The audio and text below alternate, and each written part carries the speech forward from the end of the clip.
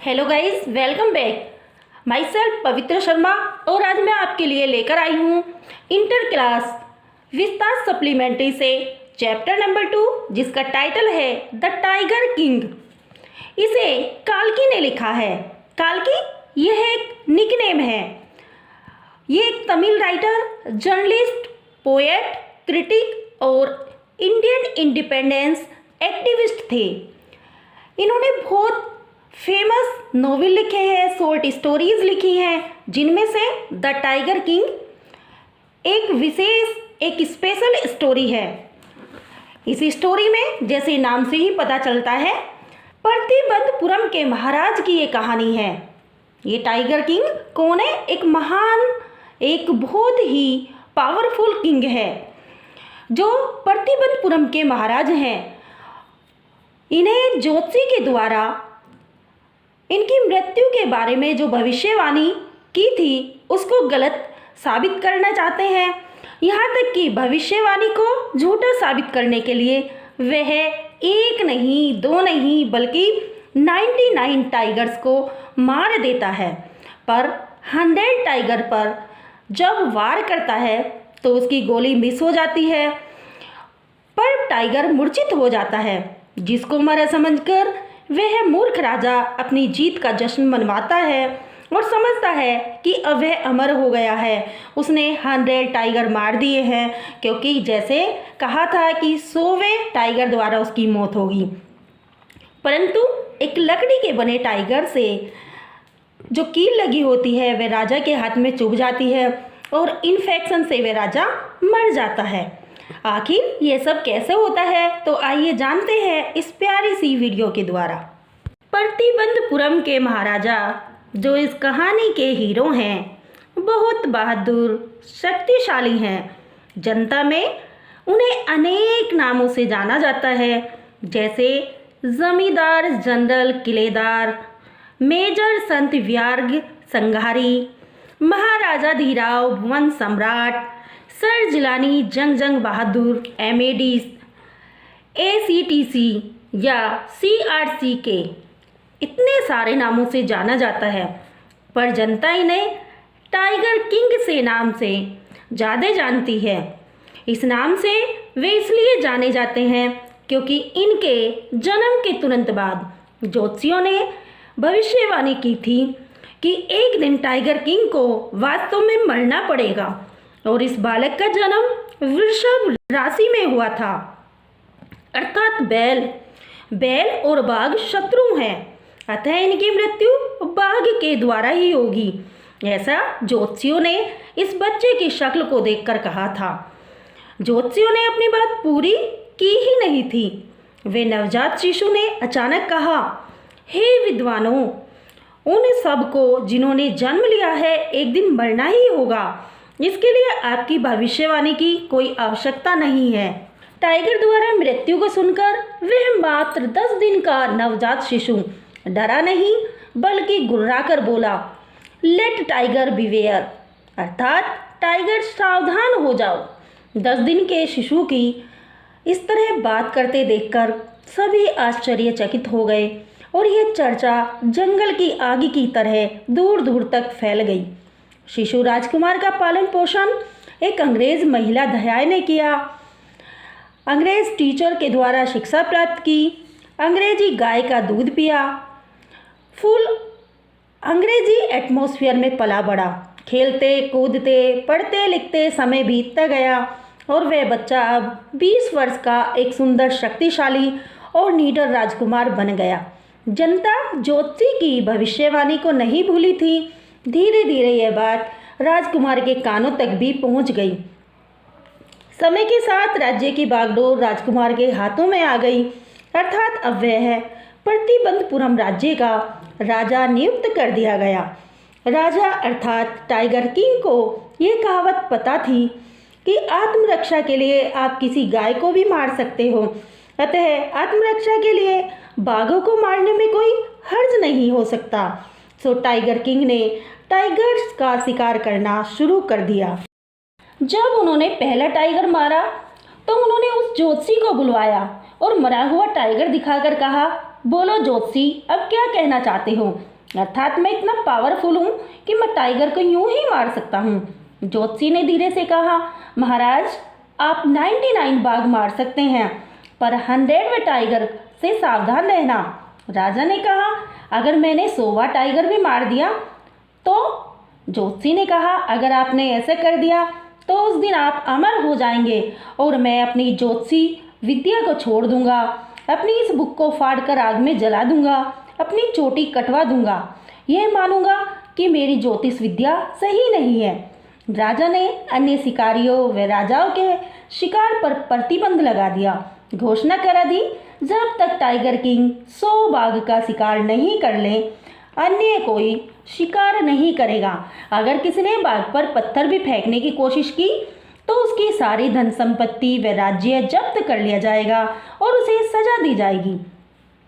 Tiger king को इस mission को पूरा करने के लिए काफ़ी खतरों का सामना करना पड़ा। कभी बुलेट मिस हो जाती, कभी टाइगर छलांग मारकर भाग जाते और राजा को खाली हाथ लौटना पड़ता था। एक मौका ऐसा भी आया जब एक ब्रिटिश उच्च अधिकारी प्रतिबंधपुरम की यात्रा पर आया। उसका मेन लक्ष्य टाइगर को स्वयं मारकर उसके साथ अपनी गन के साथ पिक लेना था, पर राजा ने साफ मना कर दिया और कहा, आप सुअर मार सकते हो, चूहा मार सकते हो, पर टाइगर नहीं। लेकिन मंत्रियों ने सलाह दी कि अगर यह बात उस अधिकारी तक पहुंची तो राजा का राज्य जब्त कर लिया जाएगा। राज्य बचाए रखने के लिए मंत्रियों की सलाह पर राजा ने 3 लाख की करीब 50 हीरो की अंगूठियां बनवाई और अधिकारी की पत्नी को सप्रेम भेंट की। राजा सोचते थे कि अधिकारी की पत्नी 1 या 2 ही अंगूठी रखेगी, लेकिन पता चला कि उन्होंने एक थैंक्स लिखकर लिफाफा भेज दिया और सारी अंगूठियां रख ली। बात 3 लाख की थी, लेकिन राजा का राज्य बच गया। समय बीतता गया। 10 वर्ष में टाइगर किंग ने 70 टाइगर मार दिए। 30 टाइगर मारने शेष थे, किंतु किंग के राज्य में कोई टाइगर दिखाई नहीं दे रहे थे। अतः राजा ने अपने दीवान को बुलाया और कहा कि उस राज्य का पता लगाओ जहाँ टाइगर्स भी अधिक हों और राजा की कोई राजकुमारी हो या शाही परिवार से कोई ऐसी लड़की हो जिससे मैं शादी कर लूँ, वहाँ के टाइगर भी मार सकूँ। दीवान ने आज्ञा का पालन किया। उसे एक ऐसा शाही परिवार व टाइगर की अधिकता वाला राज्य मिल गया। अब टाइगर किंग ने उस लड़की से शादी कर ली। जब भी टाइगर किंग अपने ससुर के घर जाते, 5-6 टाइगर्स मारकर ले आते। इस प्रकार बंदपुरम के महल में उनकी दीवारों पर 99 टाइगर्स की खालें शोभा बढ़ा रही थी। अब टाइगर किंग का मिशन पूरा होने में केवल 1 टाइगर का शिकार शेष था। राजा की यह इच्छा अब उसका जुनून बन गई। ज्योतिषी भी यह कहकर मर चुका था कि महाराज 100वें टाइगर से सावधान रहना। अब राजा ने प्रतिज्ञा की कि जब तक वे 100वें टाइगर को नहीं मारेगा, घर वापस नहीं जाएगा। किंतु टाइगर्स तो मानो कहीं भूमिगत हो गए थे। सो क्रोधित राजा ने अपने नौकरों व अधिकारियों को नौकरी से निकाल दिया। लोगों की जमीन का लगान दुगना करने का आदेश दे दिया। अतः सब लोग डरे हुए थे, असंतुष्ट थे। चारों तरफ दुख का माहौल था। दीवान, जो बहुत समझदार व्यक्ति था, उसने एक दिन रास्ते में आते हुए मद्रास के पीपल्स पार्क में एक टाइगर देखा।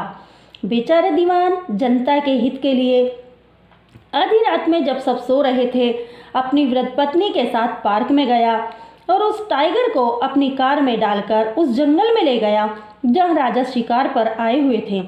अगले दिन राजा ने जब उस टाइगर को देखा तो वह बहुत खुश हुआ। उन्होंने उस टाइगर पर गोली चला दी। टाइगर गिर गया।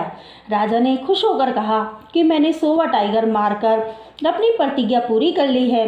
अब मैं अमर हो गया हूँ, मैं जीत गया हूँ, अतः जश्न की तैयारी की जाए। ऐसा कहकर राजा वहाँ से चला गया। राजा के जाने के बाद जब शिकारियों ने देखा तो पाया कि टाइगर केवल बेहोश हुआ था। वास्तव में राजा द्वारा छोड़ी गई गोली तो मिस हो गई थी। अतः शिकारियों ने उसके पास जाकर उस टाइगर को मार दिया, क्योंकि अगर वे ऐसा राजा से कहते तो राजा फिर क्रोधित होकर कुछ न कुछ आदेश जारी कर देता। राजा की आज्ञानुसार मृत टाइगर को जुलूस के साथ दफनाया गया और उसके ऊपर एक समाधि लगाई गई। राजा बहुत खुश था। समय बीतता गया।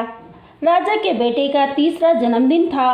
जब टाइगर किंग ने उसे कुछ स्पेशल देना चाहता था, राजा ने अपनी प्रतिज्ञा के चलते सब धन तो शिकार पर ही लगा दिया था। अतः अब उसके पास इतना धन नहीं था कि वह अपने पुत्र को कुछ विशेष उपहार दे सके। सो वह राजा बाजार में गया और वहाँ से 300 रुपये का एक सुंदर लकड़ी का बना टाइगर खरीद कर ले आया। नन्हे युवराज को यह अद्भुत टाइगर बहुत पसंद आया। उस दिन टाइगर किंग अपने बेटे के साथ इस लकड़ी के टाइगर से खेलते रहे। इस टाइगर की सतह पर खुरदरी लकड़ी उभरी हुई थी। छोटे छोटे सफ़ेद टुकड़े ऊपर की ओर लकड़ी पर कीलों की तरह खड़े थे। इसे किसी अनट्रेंड कारपेंटर ने बनाया था। इसमें से एक छोटा सा सफ़ेद लकड़ी का टुकड़ा महाराज के सीधे हाथ में चुभ गया। राजा ने इसे अपने बाएं हाथ से निकाल दिया और इग्नोर करके फिर अपने बच्चे के साथ खेलने लगे। अगले दिन महाराज के हाथ में इन्फेक्शन फैल गया। 4 दिन में यह पूरे हाथ में फैल गया। मद्रास से 3 फेमस सर्जन बुलाए गए। उन्होंने ऑपरेशन का निश्चय किया। ऑपरेशन के बाद जब तीनों सर्जन ओटी से बाहर आए तो उन्होंने कहा, द ऑपरेशन वाज सक्सेसफुल, अर्थात ऑपरेशन सफल रहा। पर महाराज, the tiger king is dead, अर्थात महाराज मर चुके थे। इस प्रकार सोवेबाग ने राजा से आखिरी बदला ले लिया, अर्थात जोशी की भविष्यवाणी सत्य साबित हुई। सो डियर स्टूडेंट्स, मुझे उम्मीद है कि आपको ये प्यारी सी कहानी अच्छे से माइंड हो गई होगी। यही कहूँगी कि बार बार इस वीडियो को देखें, वीडियो को लाइक करें, चैनल को सब्सक्राइब करें। तो मिलते हैं नई वीडियो के साथ। इसी के साथ थैंक यू फॉर वॉचिंग।